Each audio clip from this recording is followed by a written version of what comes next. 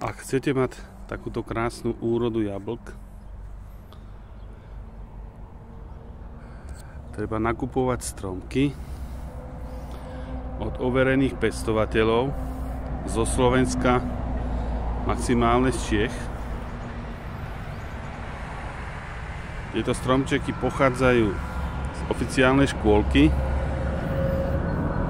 kde sú stromčeky testované UKSUPom a majú certifikát, že sú bezvýrozné.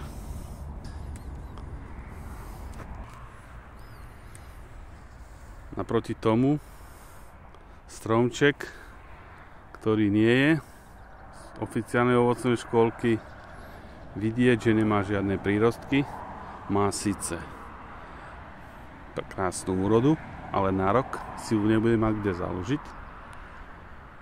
Bezvýroznosť vám zaručuje krajší rast, zdravší vývin a samozrejme krajšie plody.